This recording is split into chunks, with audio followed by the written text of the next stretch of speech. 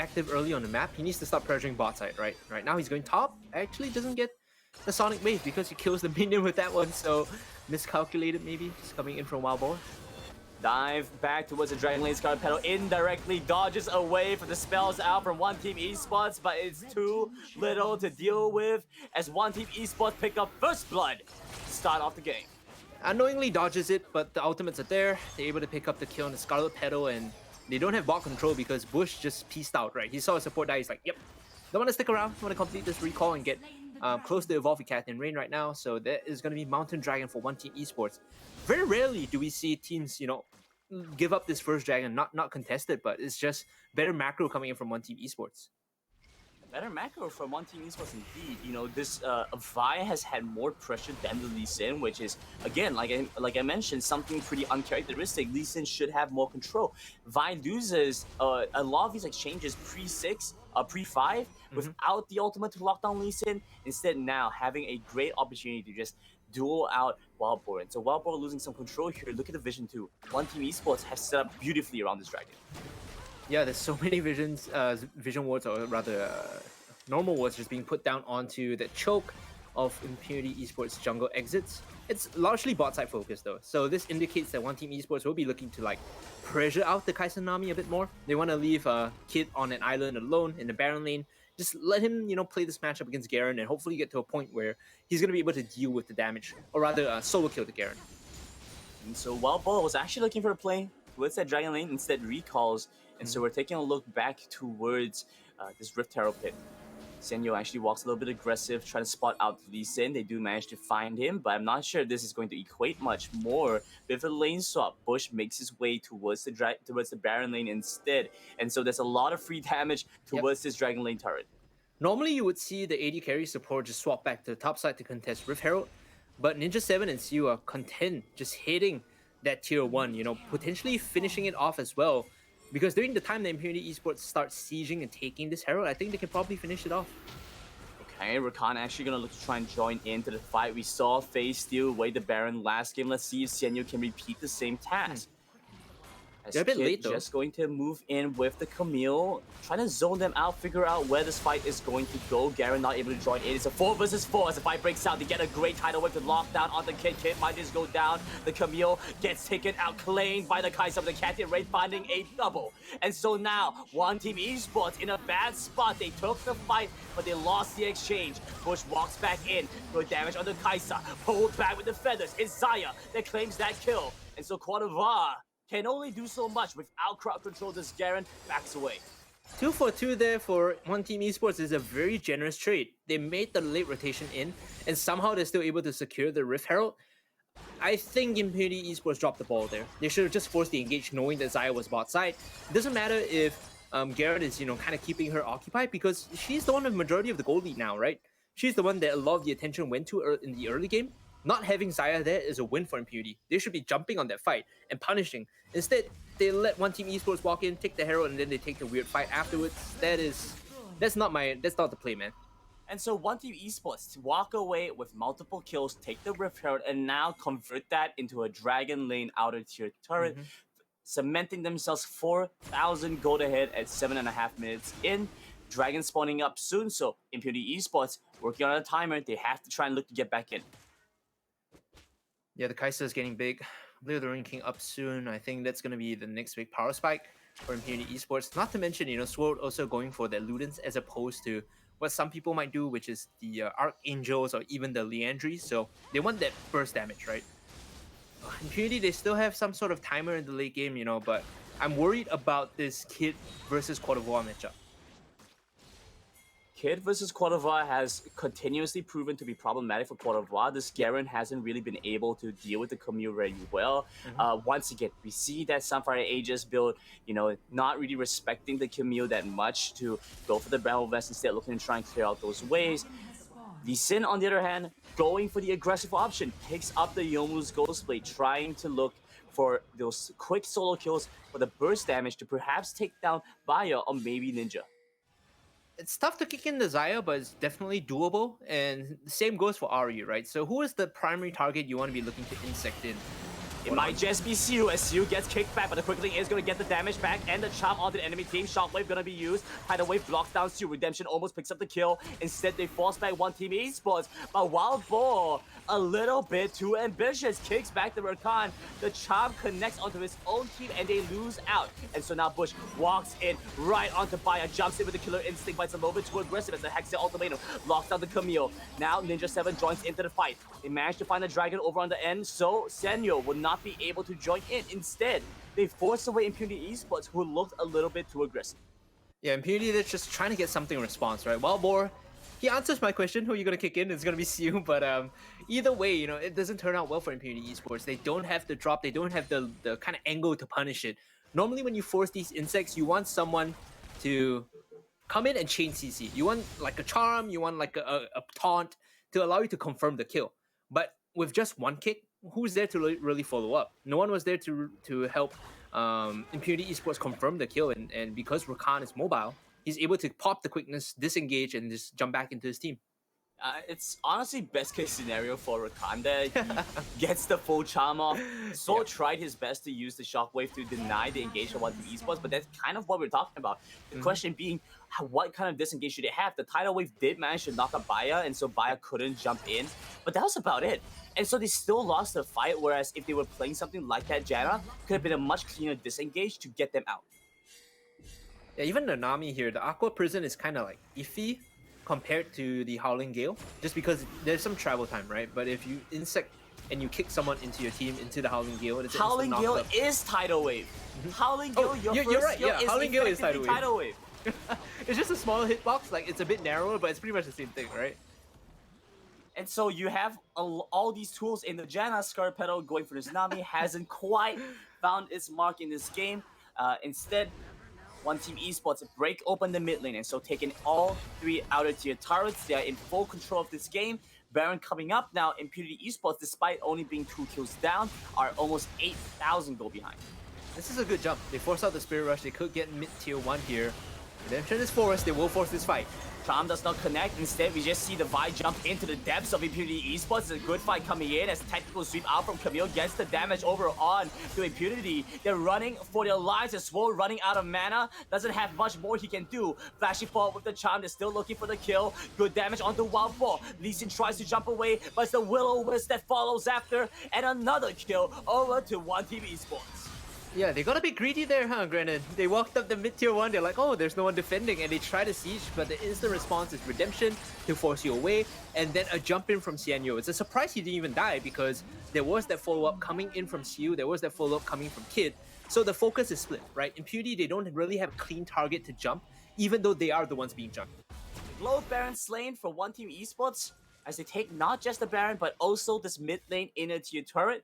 They're now in good standing. While they were in good standing before, now in even better standing as they are looking to take down Impunity Esports as quickly as they can. Impunity, with their hopes lying on this match, without this win, they are out. So they have to try and pick up this win. So desperately hoping to get the Kai'Sa scaled up and into a strong point.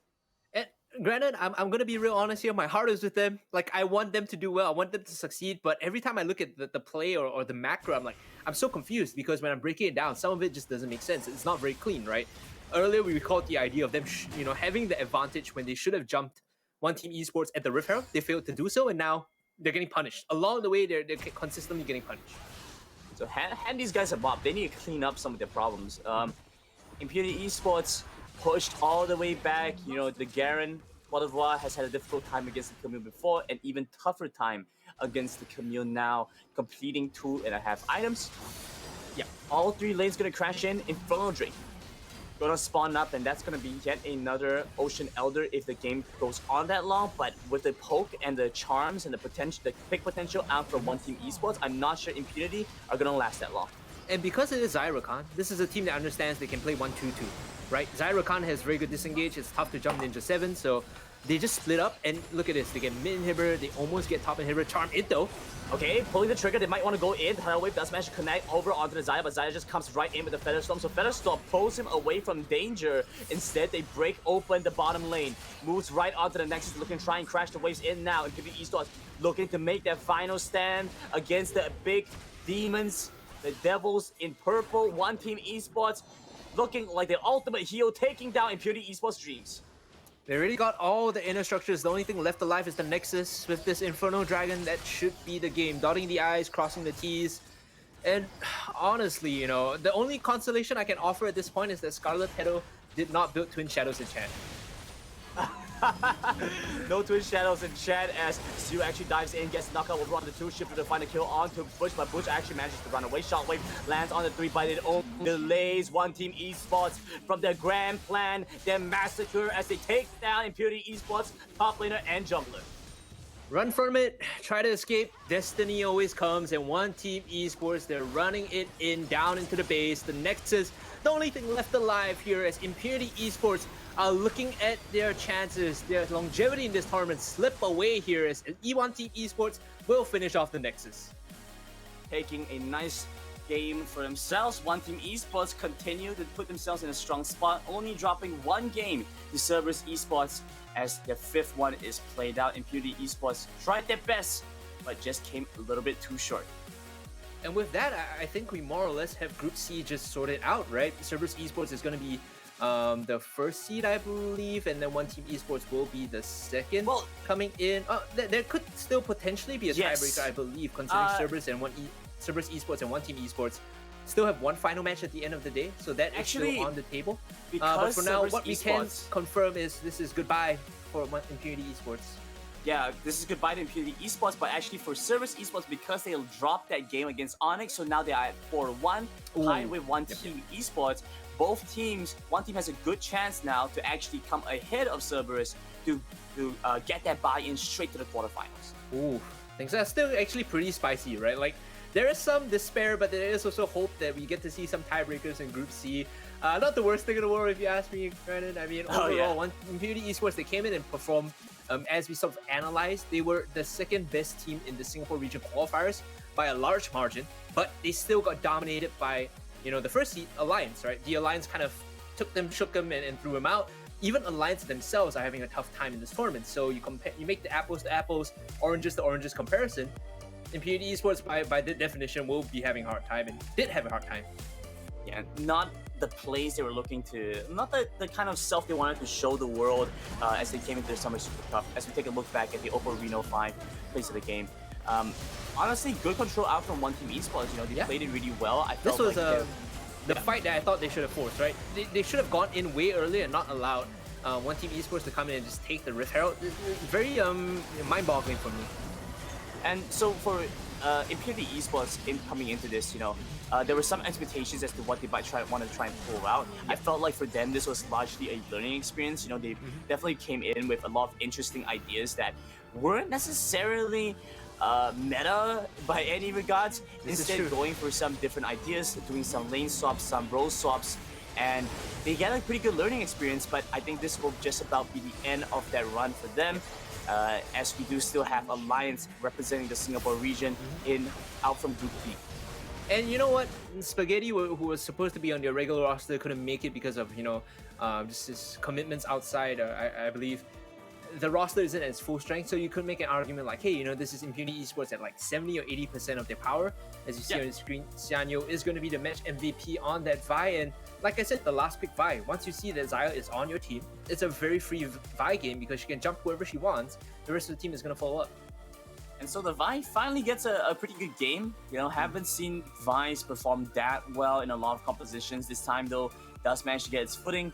Lee Sin, the counterpart for Wild Boar, didn't exactly manage to come online and get the aggression they were looking for. And so Xianyo did a great job of punishing that, putting his team in a great spot, grabbing the objectives where they needed to. And overall, they had great macro to help them win out this game. I mean, you say Vi hasn't had a good tournament run. When you pair her with like Rakan and Camille, she's not even like primary engaged, dude. She's like tertiary engaged, not even secondary, right? It's Rakan and Camille jumping in. Vi's like, oh, I'm helping guys, assault and battery. You know, I want to lock someone down too. And in that kind of composition, the Vi works. And so, a nice game for One Team Esports to pick that one up, as we do have our next games up from Vijaya Dragons versus Buriram United Esports and MVP versus Flash Wolves right after this quick break.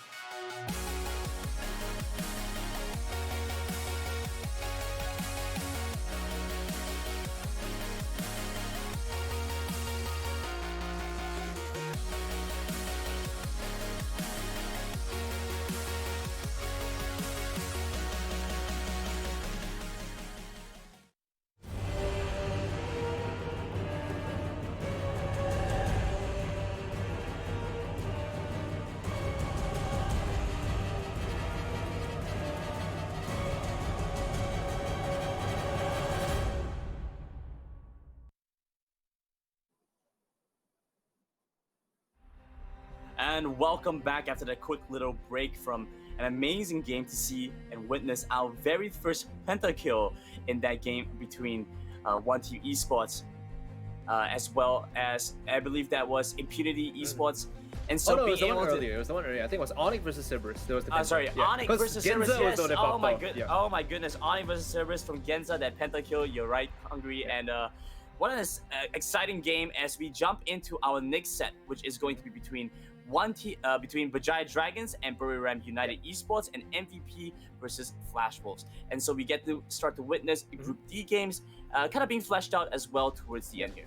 Honestly, I can't fault you. You know, it's tough because One Team Esports penta killed Impunity Esports' dreams in the tournament. They're like done. You know, Impunity Esports are gonna call it early today, unfortunately. So right now, our next match coming up, like you said, Buriram Esports going up against Bajaya Dragons, and we looked at Bajaya Dragons as one of the teams that we had a lot of questions about, right? Granted, they had high highs, low lows, but where is the average? Where is the medium? And I think against Buriram United Esports, we'll probably get to find out.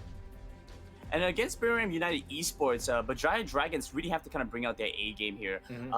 We talk a lot about the kind of experience and the kind of pedigree out from this team. They really do bring a lot to the table, and we oftentimes bring back to us the support player. You know what, the Jess has such a long lineage, and not just him, but a lot of his teammates as well. Yep. And so looking into this one, a lot on the line for Bajaya Dragons, but Buriram should be looking to just take another game like clockwork. I don't know though. I feel like even though the expected winner here is going to be Buriram United Esports, Bajaya Dragons, they have some things up their sleeves. The jungle matchup is going to be what I place my emphasis on. Chili versus Shiba. I think Shiba has been performing very well today as we enter the draft, whereas Chili, he needs a lot of help from his team. He is the kind of jungler that demands resources, right? If Bajaya Dragons can get him online, they look a lot better. If he falls behind, then the game is like more or less done. So I feel like Bajaya Dragons, they'll be focusing a lot more on getting Chili his lead so that he can start getting, he can get things going for his team. Of course, you have to look at Bajaj Dragons and Buriram together. Both teams tied at 1 and 3 right now, I believe. So a difficult spot for them to be in. Yep. So let's take a look at his picks and bans as things are already getting heated. The Olaf and Garen banned out by Buriram, and Bajaj Dragons take out the Camille and Ziggs. This is Gragas here, and then the response should be like Galio here. I feel like Galio isn't really highly valued by Bajaj Dragons though. They might want to do like an aggressive jungler, like a Rengar, right? They might want to place higher emphasis on that. In this case, they're still going to go Galio Fiora. Zisune on the Fiora though, this guy's a weak side Baron laner. I don't know how I feel about him on the Fiora. It could be Chili Jungle Fiora even. So, okay, this is interesting. Fiora, like you mentioned, might go into the jungle. I'm not quite sure how well they could do, especially as we take a look at the remaining picks out from Buriram. Of course, I guess the Fiora could do decently against Gragas in the Baron lane, but we've seen Gragas go other lanes. He's not so straightforward. You don't get an easy pickup with that. Instead, Bajai Dragons locking in the Vi as well as the Zaya here, not going for the Rakan though. Yeah, I'm not locking in the Rakan just yet. So this kind of puts Buriram United Esports in a weird spot, right? Do they want to pick the Rakan away, or do they want to go for Janna instead? Which I think Kaiser Janna does okay into Zaya Rakan. Like, it's a skill matchup, but it's like 55% sided towards the Zaya Rakan. So with that being said though, let's take a look over to this Renekton as well, because it kind of flashes out that Baron lane that we're talking about, right? Having the Renekton versus Fiora matchup could actually be somewhat decent for the Fiora if they can play out that lane pretty well, but it's a difficult one, no doubt. So it's going to be Galio support here, so they don't want the Zaya Rakan, and then they'll put the Orianna in the mid lane. You were talking about Renekton Fiora. I think Zisune, I'm just going to be like really honest, I think he's going to get slapped in this matchup, because when I look at him, this is a Baron laner that plays weak side. He prefers to be on those tanks like the Garen, you know, like the Darius. You put him on a split pushing carry Baron laner, but the team might not be able to devote resources to him. That's when things fall apart, right? Because for the most part, Bajaya Dragons is a team that likes to play Dragon side. They like to get Sagi and Winter ahead, not so much Zisune. As we get ready for our next match, it's going to be Buriram United Esports versus Bajaya Dragons. And so Bajaya Dragons and Buriram both holding it at 1 and 3 right now. A critical match to win to determine who could take away the 3rd seed to continue their run in the Summer Super Cup as we jump right onto the Rift. And in terms of like strength of schedule, after this, like later in the day, Bajaya Dragons will be playing Flash Wolves, whereas Buriram United Esports will be playing MVP. I feel like Buriram United have the easier matchup compared to their opponents. I mean, for sure. Buriram have already faced Flash Wolves twice, and those are two of their losses. So I kind of get it. You know, it's a bit a tough one for them.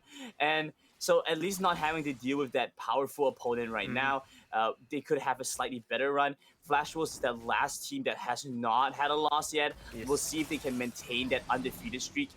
For now, let's keep a lookout on this game. Interesting start from the Seraphine. Opts instead for the Amplifying Tome over the Boots. Yep, normally you see the Boots Rush if you want to go for an early enchant like Redemption or Locket.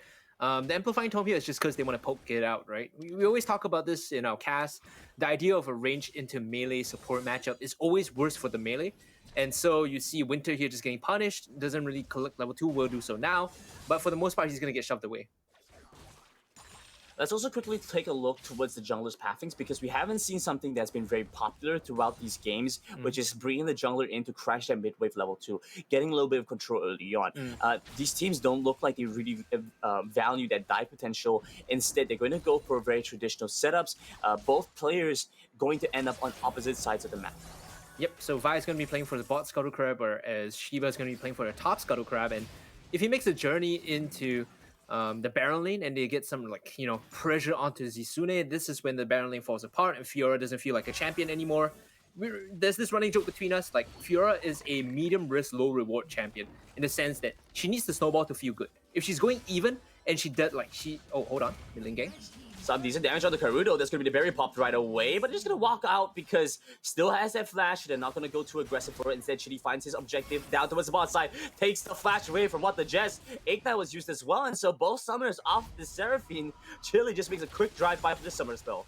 They didn't even have to use the flash for the kill, so I'm very curious what happened there. Was it just a straight, Justice Punch into taunt from Winter? Because if so, what the Jess probably outplayed that very heavily. Normally, you want to space away from the gallery. You want to space opposite the Xayah so you don't get jumped.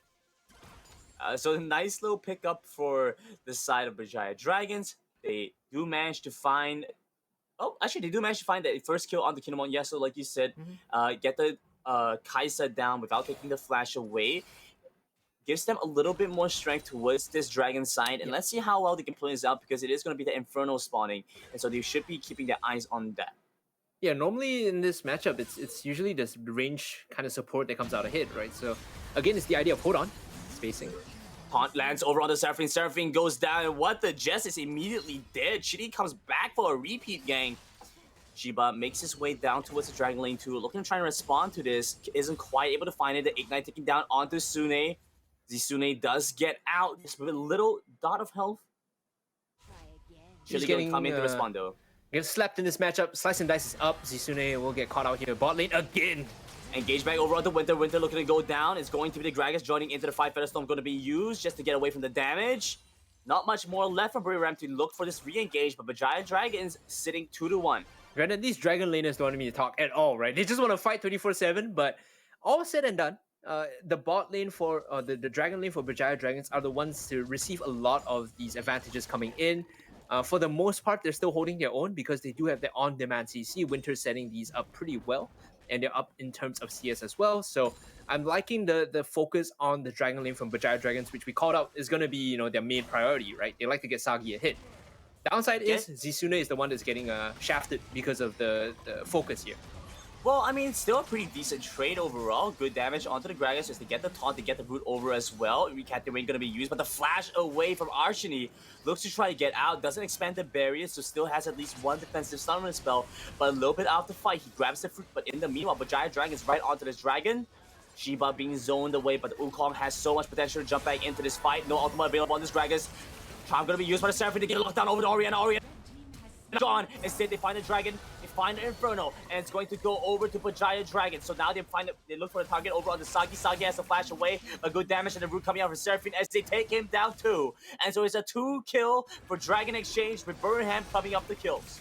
And now they will probably be able to finish off mid-tier 1 as well, because Winter has no health to defend this. There is a Siege minion there, which tanks up all the damage. In fact, that is going to be the first hurt for Buriram United. Although they don't get the Inferno, they get the clean-up kills, and that's important because Kaisa, look at her items, granted. This is the Q Evolve coming in. She's feeling good. She's feeling confident. She's, in fact, stronger than Sagi at this point, despite all the focus from Bajaya Dragons early on in the Dragon lane. Yeah, turning things around, having those 2 kills has really changed the dynamic for the Kai'Sa. Now actually being the one in the lead. Hmm. We do And see a bit of a lane swap coming through though, as the dragon laners have make their way over to Baron lane. also somehow or rather, we kind of didn't catch it on screen, but Zisune was able to solo kill Noel. Noel was dead again. Yeah, Noel looking like he might just go down as it's a quick pickup claimed by Zisune. Once again, Noel just put in a bad spot. Opposite Blade of the Rune King first, and so a lot less tanky, but with better dueling potential. Also, this guy has fleet footwork, not conqueror, so the way he takes these fights will be like very short bursty trades as opposed to like all ins, which is kind of what favors Fiora too. So I'm not down for this rune choice. Speaking about all ins, though, we might just see one coming out from Buriram as they do make their way over, looking to get a collapse over onto Winter, but instead Winter just gonna back off after Archie pops the cast to force him away. Rotation coming out from Karuto to look for anything actually up in this Baron lane. This is one of those games where Orianna goes for the Archangels into Seraph's Embrace. It doesn't have a lot of early damage. What you do have, though, is mana to kind of clear the waves out if you're denied your blue buff, right? So he's going to be eventually building up into some more AP, but this is Rift Herald now started up by Buriram United Esports. No contest either. They trade kind of power on the map. So they get Rift Herald, Zisune gets the bot tier 1. Started and collected. It's Herald slain, the Globe Herald slain for Buriram United. Mm-hmm. And now they're looking to see what they can find with that. They already got that first turret, and so a little less value. They could look to try and break open the mid lane once again, or maybe collect this Baron lane turret instead. They have some pretty good decisions they could make. A lot of things that are pretty high value here. You could drop it on either side of the map, but considering that the next dragon is going to be Cloud, I'm of the favor that you kind of just sack it and, send that Rift Herald to the top side, just push down the Baron lane and kind of not contest, right? Okay, Zisune ends up spotting Archini around his blue buff, decides not to go for this, not knowing how many of Buriram are nearby. The BRU just going to actually give up that blue buff in the end, so not too much gain for either side. Instead, 4 members collecting back down towards this dragon lane, but it is Sagi up in that Baron lane instead. He's far away from the team. That's the damage gone. I'm not sure if they can go for this fight. Now they'll probably relocate themselves to the Baron lane and potentially sacrifice the Cloud Drake. That would be the optimal play because at this point in time in the game, you might not want to have these massive team fights against the Orianna. You need to find these picks, right? I think what they're lacking is really the window to find picks with both the Wukong to start the fight and the Seraphine. They need some vision in these chokes, throw down the Encore, and then start the fight there. Not a straight up 5v5. A straight up 5v5 could be difficult for BRU, but they still have this Gragas and the Seraphine who can get some decent disengage to give them some space so they can reset. And in a battle of attrition, I think they have an okay chance, but definitely, like you said, BJD come up ahead in most of these exchanges. But unlike what you said, though, they're actually going to make their way towards the dragon, and Winter gets a little bit too close for comfort. Moves towards the Gragas. Gragas dodges away from the taunt. Because they're playing on the dragon side, right now, Zisune is just going to be pushing in and... okay, Force Engage going to be used. They get the lockdown over onto the Wukong. Wukong might just go down as a charm over onto 2. They dodge away from most of the damage. The cycle going to come out as they take down the Saya. Sagi is dead with both summers expended. Instead, they move back over Kinemon. They trade back Marksmans. And so, looking for this Renekton, they get the Repulse to stop the stun. But over in the back, Shiba just makes a quick recall to get out of Vijaya Dragon's territory. Shiba should have died there. I think Vijaya Dragons kind of ignored Sagi a little bit, thought he was cool with the Blade Caller, able to peel for himself, but the final crushing blow from Shiba gets the kill and he's able to back out. So 1-for-1 trade overall. It was 80 carry for 80 carry. They can reset now. Zisune actually, in this matchup, like for the most part, it's usually the Fiora that gets dumpstered, right? But I think the rune choice as well as the early solo kill is helping Zisune out a lot. Like, fleet footwork is not a combat kind of keystone. In fact, if anything, it's just for you to make your laning go better. And Renekton is one of the best laners in Wild Rift right now. Not sure why you would take that fleet footwork instead of, Grasp of the Undying or Conqueror. Yeah, so actually not going to pay that much returns to BRU with that fleet footwork.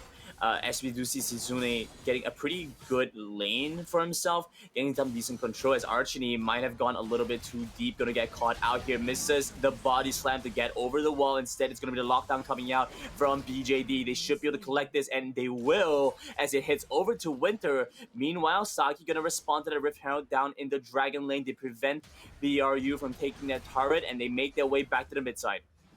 They need to understand now that they cannot contest this area because they don't really have the necessary composition to do so.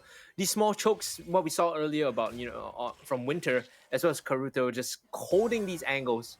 You walk in, you get hit by a taunt, you get hit by shockwave, the fight is over, right? You overextend, you get hit by a southern battery, the fight is over. There's no reason for you to be fighting in these small chokes. Just give Bajai Dragons the dragon and then back off. Give them the dragon, yeah, give BJD the dragon. Instead, Shiba gonna walk right into the Wukong, gets decent damage back. Wukong goes down by a trades back with the Galio. Galio is dead. Instead, they focus back onto the Dragon, but Giant Dragons does manage to secure the Cloud. Now onto what the Jets. Good damage out for the Feather Storm. Should be able to use the Blade Caller pretty soon too as they move over onto Kinemon. Kinemon goes, Golden tries to survive. The big gonna pull it back as a triple for this Saya. Like we said, just give up the dragon, but instead, they're stubborn. Buriram United say we want to contest this. Their composition isn't made to do that. There is no way for them to really walk into the Galio or Rihanna as well as the Vi. Like, even if you want to narrow down and kill off Saya, she has Featherstone, right? All the tools are there for her to just evade while the team holds the space. Buriram United as a team, they need to wait for the late game. They need to wait for the Kai'Sa to come in, where you can find the picks with the Wukong and the Seraphine because they apply the plasma and then you reset the fight. It's not about walking in and challenging. It's about waiting for the Kai'Sa to come online, applying the plasma, splitting the fight up, and then allowing her to clean up. Instead of giving the dragon, they give the Oppo team ace instead. Now we take a look back over on the Zisune, who's looking to kill off Noel yet again. Instead, the Grand Challenge will not be able to prompt. The Renekton survives, so they trade back. They're unhappy with that. They take down Archie to release that pent-up frustration. Their eyes are on this Baron. They could look to try and get some control around it now. Maybe force Buriram to walk into them here. They could again, force this if Buriram United Esports walk up too far. There's always the threat of a Righteous Glory taunt engage coming from Winter, so you need to respect the Galio. You see Galio in front of your screen, you gotta back off. Okay, Wukong goes a little bit too aggressive, spots out forward, decides he doesn't want to be there, flashes out, walks into the wrong neighborhood, gets a jump scare, as the rest of his team just gonna look to try and make a quick reset, come back in even stronger, because the Giant Dragons posturing around this Baron looking like a real threat. They have to respond to this. I love how he made the commitment to actually flash out, right? He could have handshook that fight, like, okay, you know what, I'm here, I might as well fight, pop the crushing rule and take the 1v4, wait for his team to come back in, but he has to burn the summoner spell because he's over-eager. He has to kind of reset now. Looking at the items, you see that the item choice for Shiba right now is the Force of Nature. So he knows that there's a lot of magic damage coming in, right? You're worried about a shockwave. You're worried about the Galio just beating you down and immobilizing you and keeping you in place. So that's one of the tools that he has to kind of prevent getting jumped on. Just walks in to an unfortunate spot. The Force of Nature gives him some additional boost speed, makes him run fast right into BJD's backline. Sagi has his work cut out for him, as he does have the rapid fire cannon. So maybe a bit more range, a little bit more safety. An early mortal reminder, though, out from the Zaya. Because it's Seraphine, it's similar to the logic that we talked about with Janna. Like, she has an AoE heal, you want to apply AoE Grievous Wounds just to deny that. Rapid fire cannon is an adaptation. It's a good adaptation, too, because you know that they're looking for picks. They're looking for Cyclone, Encore, and Explosive Cast, so the additional range from the RFC keeps Sagi safe. If he goes for Static Shift and he has to walk up the hit, that's when he can get caught. So I think it's a smart adaptation coming in for the AD carry of Bajaya Dragons. Okay, we just take a look over to Zisune zoning out Shiba, who's running to get towards the Baron. Instead, it's a turnaround for Bajaya Dragons, who come in now, looking for Kinemon. Kinemon dashes out with the Killer Instinct and flashes towards safety. Instead, it's just going to be Winner walking towards BRU, trying to take them down. Instead, gets too ambitious, gets killed off instead. So BRU, and what looked like a bad fight for them, end up being able to trade back with one. They're doing the right thing now, Brandon. They're not overcommitting into fights. They're just, playing it out slowly with the Encore, the Explosive Cast, allowing Kinemon to get the damage in.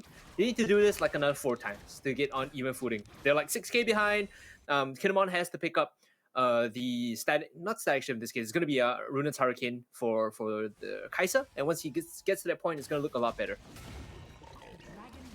Dragon now spawning up, and so the Baron will not be the only objective as Noel goes down to Zsune.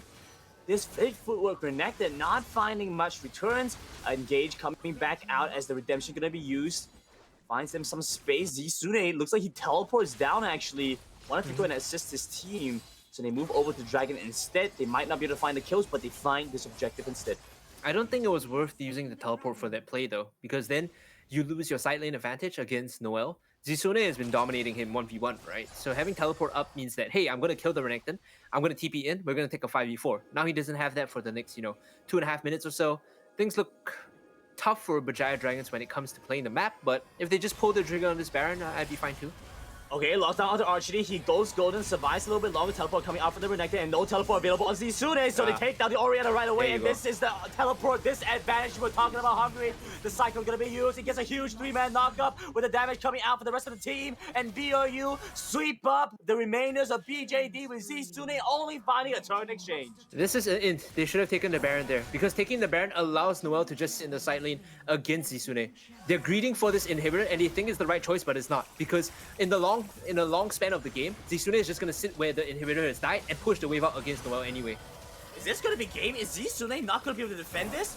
10 seconds, 15 seconds left on the death timers. They're all moving over onto the Nexus. A lot of damage onto Fiora. Fiora goes down. 3,000 left on the Nexus. Death timers not gonna, as the Nexus loses all hits HP. BRU sneak away the wave from BJD.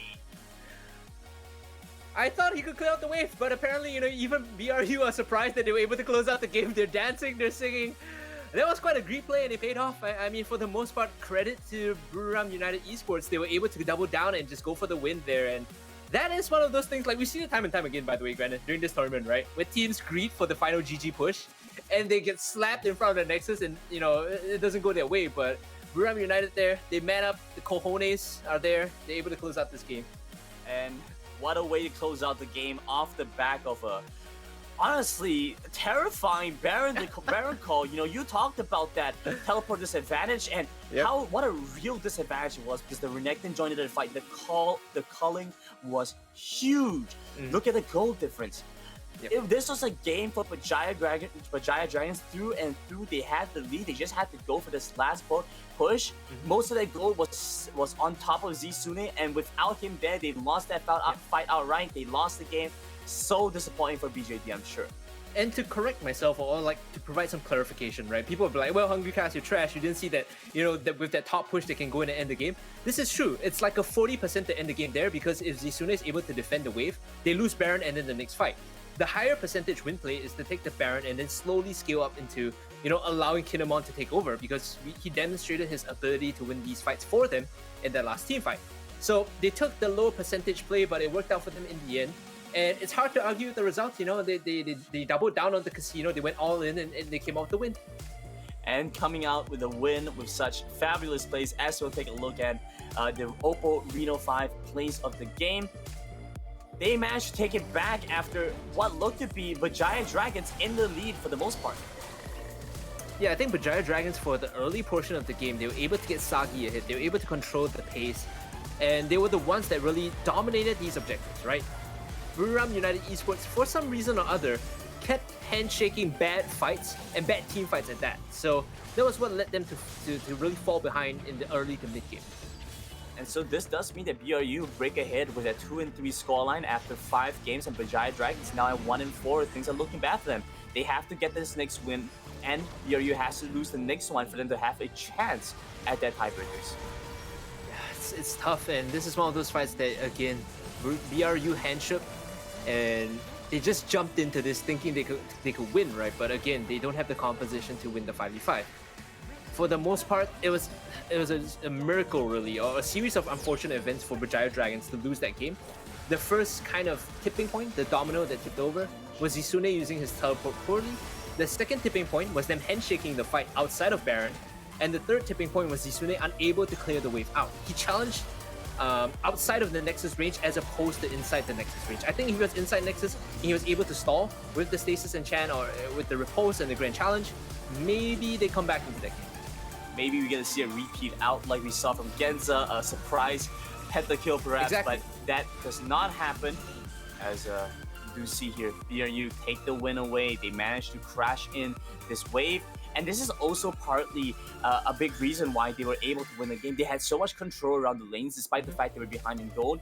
And a large part of how they managed to get this win is this 100% kill participation. Kai'Sa, Kinemon, always in the thick of things. In the middle of the team fight, outloading as much damage as he can. Honestly, he played his heart out. And this whole comp is kind of designed to allow Kinemon to reposition himself, right? Everyone on the lineup has some way of affecting crowd control, so Kinemon can choose who he wants to use the Killer Instinct on to reposition. And that's the flexibility, that's the value of the Kai'Sa. When people say Kai'Sa is like very strong in the meta, that is one of the big reasons. Because you're able to reposition and swap the fight from back to front, essentially, right? When you're clashing against another enemy team 5-on-5, and you have the Killer Instinct to reposition into their backline with, say, a Renekton, the tables are turned. Now you're fighting their backline against your front line. Absolutely. As that will be the end of BGD versus BRU as we get ready for our next match between MVP from the Hong Kong region and Flash Rose from the Taiwan region. And as Storm is brewing hungry, two regions that have historically been together, have fought so many times in the past, are now back once again and meeting in this group to try and find their footing as Flash Rose still looking undefeated here. Bit of a LMS kind of reunion here coming in. I don't know if we're allowed to say that, but you know what? I do like the rivalry. I do like the fact that these are two very storied regions that have competed quite a lot in the past couple of years, right? To the point where after leaving the GPL, they went to the LMS, and they have this whole region of dominance whenever they show up to an international event. This time, no different. Flash Rose, indomitable so far. I don't think that MVP are gonna stand in the way of them dropping a first game so far in this tournament.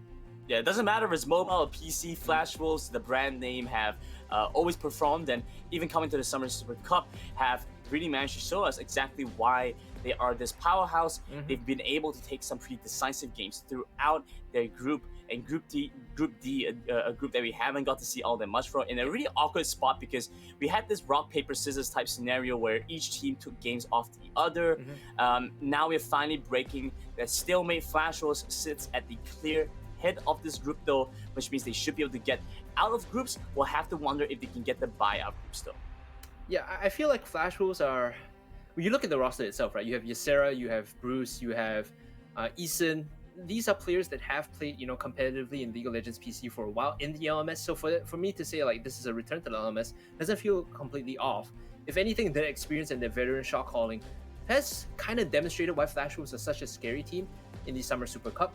Their pacing and their calmness when they're behind rivals no other team right now. They don't make these random 50-50 mistakes where they handshake a bad fight, or they fail to assign the lanes properly, or and no shade here, but use their TP wrongly as well, right? You never see mistakes like that. So this is what makes Flash Rose so scary and why they're so far undefeated. They also have a very good understanding of their draft and what their opponents are trying to do, and they counter draft very well. If it happens in the draft, I'll talk about it later on. We'll see some examples of this, but for the most part, it is a team that doesn't look like they're going to be dropping their first game anytime soon. And so they're looking to hold on to that perfect streak. Let's talk a little bit about this marksman, this dragon laner out from Flash Rose Demon, because we also have another demon, I believe, from Amihan? Yep. Amihan, right? Yep. And so we actually have another one, but this demon, very different playstyle, aggressive. He jumps in, he's always looking to get the kills, the flashy plays, high play rate on things like that Kai'Sa, like the Xayah, like the Corki and Ezreal. What do you think about this marksman out from Flash Rose? I'm not making a demon to demon comparison. Just individually, the demon from Flash Rose looks a lot more aggressive, for the most part, right? And you said it right. When the play falls to him, when he's kind of called to make these clutch moments happen for his team, he will do it. For the other side, on the Amihan demon, I think he plays aggressive because his team likes to play aggressive, right? Whereas demon from Flash Rose plays aggressive because he wants to. And he's able to step up and kind of make the captain's play as it were. Of course, we're always looking for those big aggressive plays whenever we can. That being said, though, you also have to take a look towards Ysera up in that Baron lane. He is such a menace to deal with, and for a team that heavily likes to play for strong side Baron lane, he becomes a major threat. A lot of damage out from hyper carries, things like Renekton, like Darius. Not so much towards the Garen. Has really managed to find a pretty memorable set of games in the SSC. The closest he gets to playing tank is like Gragas, right? And even then, it's like the engage go in first Gragas. It's not the I will try to frontline for my team Gragas. You know, he's again, up to He's a task. playmaker. He's a playmaker. He's up to task when the play needs to be made. And for the most part, when you look at this roster, everyone is capable of stepping up to the plate. I think that's what differentiates Flash Wolves as well. When it comes to just needing to seal the deal, right? Whenever they're behind, wherever they see the opportunity, everyone will make the play. The same can't be said for a lot of the other teams. The example I gave previously, and because it's the most recent one, when we see, was it, I believe, Onyx, when they were about to punish around the Rift Herald, or was it one team? They hesitate to really make that play. They like to take things a little bit slower, a little bit problematic. I don't feel like they have the kind of killer instinct, to really dive in and look for that big play, instead opting for more slower, safer decisions. I'm curious if this is going to hurt them in the long run, or if this is something that's actually as a result of them being a little bit uncomfortable with the opponents right now, and it'll get better later on. I do believe we should be getting into our picks and bans, as MVP will be taking that blue side, Flash Wolves on that red side. And we've been seeing a lot of red side wins throughout the SSC. Yeah, I think statistically, yesterday, all the matches on red side won. So we have 100% win rate on the red side. It's leaning a lot more towards the red side as well, although I do believe that we've seen 1 or 2 blue side wins, especially in the past game with BRU taking the win, right? Right now into draft, I do want to break this down a little bit. Banning the Darius out is a respect ban against Ysera, like you said. Willing to play these aggressive bruisers, willing to step up to make the play. More recently, we've been seeing like Proto Belt Darius with phase rush or fleet footwork just to try and get things going. The second ban here, the Gragas, is also a respect ban against Ysera. 2 champions that are very capable of starting fights. Flash Wolves here, the final ban. You have to think it's going to be the Camille. Yep, there you go. But this does leave open a couple options, like the Garen, like the Galio, some forms of secondary engage. We also see a lot of teams actually prioritize stuff like that. Lee Sin, there we go. Yeah. Actually going with the Xayah early lock-in.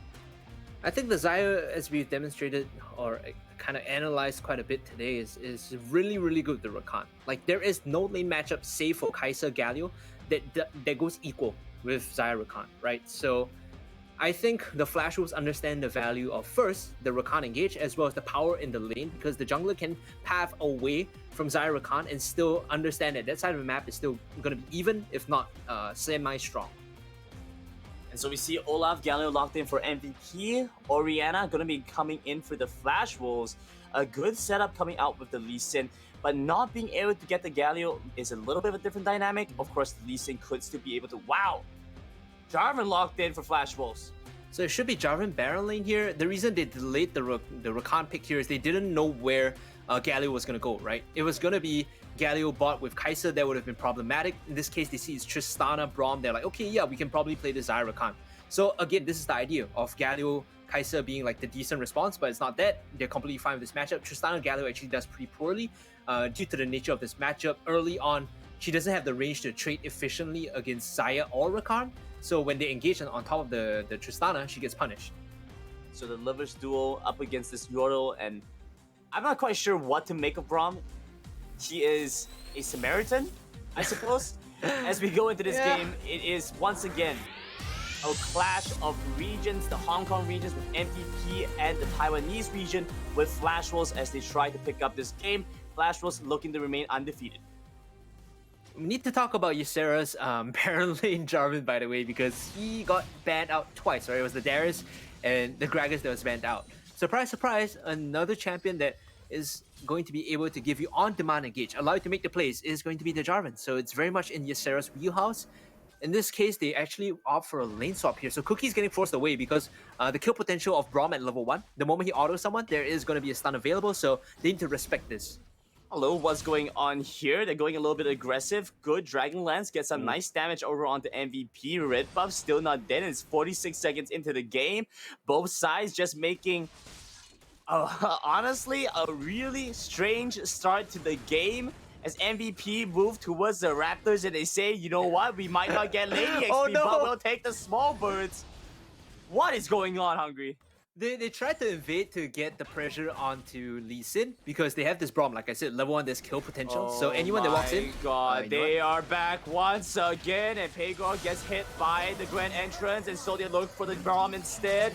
David goes down, and I'm not quite sure where this Olaf is left to go. Flash Wolves punish this aggression with 2 quick kills. So I'll walk you through the whole process, right? They walked in level 1 with Braum. They thought, hey, you know, we have a great level 1 comp. We can invade the Lee Sin and get Pagor a very good start. What they didn't expect was Ysera to be in mid lane to push out. The moment it becomes a 4-on-4 and Ysera is able to walk up with the Dragonlance, that sets them so far behind. They're not willing to contest an even numbers trade. So they default to the next best thing, Raptors. They couldn't get the big Raptor, that's the problem. So as a result, the EXP is still not in their favor, whereas Cookie, he was able to take the Krugs. And the wave was pushed out for Demon, so he was able to get level 2 and level 3. Now with this EXP lead, Flash Wolves were ahead, MVP walk in, they get punished. Okay, they trade back kill for kill in the mid lane, but what is... I mean, it's a 2,000 gold difference, and we're 2 minutes into the game, Hungry. That's not what you want to see. That's pretty problematic for MVP. The fact that I can't even make an argument to say that if you get the big Raptors, that is it actually worth it? Is it actually worth it though? As If you do get make an the- engage back onto the Orianna, Olaf hovering by the side, Pagor might have a chance to get back in, but it's a little bit too overreaching, so they trade blue buffs instead. The Olaf tried to get back to Lee Sin. If you get the big Raptor, like the whole camp, you can still cut your losses and leave. It's not the worst thing in the world, right? Because then you have a decent understanding of where Lee Sin has started, where he's going to path, and hold on. Okay, not too much gonna happen just yet as Papa is going to use the jump now. Cookie hovers at the back end of this turret. Things are looking dicey. Yazi does have the ultimate on this gallery, so he makes his way over soon. Cookie gonna come in now to get the lockdown. Tristana. Tristana takes a decent amount of damage. Where's the safeguard? Instead, it's gonna be the flash. They flash him with a 3-man taunt. Good damage out over on the Cookie. The Lee Sin might just go down. He jumps in. It's the Featherstorm coming out with the Blade Caller for 1. The heal out from David as he survives a little bit longer. The knockup coming out from the gallery. The heal coming in from this side. He walks back in for the last few auto attacks on the gallery, but can't quite find it. Pagor comes back with the return kill. They didn't respect Yazi's Galio there. When they went for the dive, you have to remember that if you can't kill them in an instant, if he's able to get the cast off, it stops the dive right in its tracks. And I think there was a small misplay from Cookie too, showing in the lane, showing that he wanted to dive. It allowed Yazi to kind of make the full rotation halfway up. If he's like hidden and they pull the trigger last minute and Orianna gets the handle on the roaming Galio, then that play succeeds. But by showing early, Yahtzee rotates up, they stop the dive. And it's so sad. He was right out of reach. Yahtzee was right there. And Demon just couldn't get the hits off to find the kill. Instead, Inferno Dragon going to be started up by MVP. A lot of critical ultimates not available on their side though, so let's see what they have in store for us. Instead, it's going to be Demon. He gets caught out right away, and now this is a bad fight. MVP with the man advantage, looking to collapse on top of Flash with the Cataclysm that locks down 3 on the other end. Shockwave almost takes down the Olaf. Olaf finally goes down. It's Cookie that claims that kill, but now he's in between the members on the enemy team. It's a double kill as Cookie trades back onto the Tristana. Holy cow, look at that kick. It's a triple kill and a double for the Rakan. It's a team ace. It's an Oppo ace for Flash Wolves. This is a team, like we said, you know, that has this veteran experience. They understand the numbers and the ultimates, the resources that they have available. They committed to a fight that looked bad, but they bought time. They bought time for all the ultimates to come back up. Ysera opening with the Cataclysm seems like a troll play, but because they're stuck inside the Baron Pit, because they're all funneled in, they're able to collapse and find those kills with the Shockwave, with the Dragon's Rage. Flash Wolves, you cannot underestimate them. You need to, and what a lot of teams don't do, by the way, you need to keep track of the ultimate timers. Otherwise, Flash Wolves, you give them an inch, they take a mile. These are the games I love to see, Hungry. I feel like we have not been able to watch as many exciting games as this one. You know, they've all been interesting in their own ways, but where have you had a game where the enemy team walks into your jungle to steal your Raptor camp and then walk back because the dragon to fight it out? I haven't seen a game quite like this. And so Flash was back on this dragon. They want the Inferno. We're always put in these interesting situations, huh, Grandin, right? We gotta make things work. Okay, Dragon started up by Flash Wolves, but Pagor walks right in. He's in the pit. They're looking to try and turn this. Instead, good damage onto the Dragon. They should be able to secure this. No! Taken away by Cookie. Ultimate coming in for the Galio. They're trying to lock this one down. Cataclysm stops the fight for a second. Olaf, even with the red rock, cannot get out of that wall. And so the cage held him down. They couldn't get more. Instead, they trade back. It's Eason down for Albert. Yep, that's a trade you take any day. Eason going down, but you kill off the Garen, and now you What get the another heck? kill. Cookie from coast to coast, sending it in. David is gonna take a tumble there. And a 2-for-1 at the end of it. Flash Wolves might still get more here as they're looking for the plates in the mid-tier 1. Okay, flashing in with the taunt, good damage onto Cookie. He doesn't have the Dragon's Rage, cannot find much more. Eason just gonna jump in with a grand entrance. A little disrespect. Look at that. He didn't take a drop of damage. The shields, Captain Tanky all the way through the Garen's ultimate. Okay, look at the side of the screen right now. Flash Wolves, they have another like 15 seconds on all their ultimates. What they'll do here is they'll feint as though like, oh, we don't want to contest this Herald. We're just gonna walk around. And once the ultimates are up, they'll pull the trigger and they'll just run in, right? This is the Flash Wolves classic. They know they don't have the ultimates, so they'll fake and just look to like patrol the area, get vision down, pretend as though they're looking to fight you. Right, trying to bait out MVP, so they walk into Flash Wolves, who have honestly taking pretty good control of this game. At first, it looked like MVP, having drafted for the Galio Olaf composition, run in, then drop the heroic entrance. You have that good combo, but with how Flash Wolves have been playing, with how aggressive Cookie has been on this Lee Sin, it's kind of turned things around. Lee Sin has found so many good opportunities and good engages, and then being able to make the best out of bad situations. As now Flash will start up this Rift Herald, MVP looked like to give this one up. You must remember too that Ysera is on Jarvan. Like the Cataclysm is the hardest counter to Olaf. Like the moment Jarvan exists, Olaf just doesn't get to play it, right? He throws down the Cataclysm, Olaf is stuck. Artsy is stuck too because he jumped in with the hero's entrance. So you could see how the draft for Flash Wolf, I talked about this, they know how to answer their opponent's threats. Not quite right. It's not the Globe Baron's lane, it is the Rift Herald Baron's lane. I know my timers. Baron isn't quite up just yet. So Globe Herald's lane for Flash Wolves, if they're looking to make good use of this one. Bruce still does not have boots, and guess who doesn't have boots either? Yahtzee. Boots are overrated. If you have a glow out, it's fine. He has Ghost anyway. It doesn't matter. And Yahtzee has a way to get into the fight. So, hold on. Ysera. Okay, there we go. The ultimate counter to the Olaf. He has to flash out of the Cataclysm. Does get some good airtime. Jumps over the Raptor Wall too. And Yahtzee jumping in, looking to take down the Xayah. But Xayah still has the Feather Storm. And so they get out of this one. They get the knockout back onto the Rakan. But Rakan jumps right back over to the Orianna. And so they're playing it safe. They're playing it well. The Rift Herald making quick work of the turret. And Olaf cannot find much presence in this game. It was quite hilarious, right? For a moment there, he popped everything Ragnarok, try to go in, but the moment he's stuck inside the cage, he has to flash out, unless his teammates are around to support him. So this is, again, the hard counter. Flash Wolves drafted this in mind. They had the last pick Jarvan after seeing the Olaf and understanding they needed the engage. For the most part, they're hitting all the notes that they need to. They've already used the Rift Herald to get the mid-tier 1, so they open up the jungle. Pagor, the only camps you can farm now are Wolves, Rit, and Grom.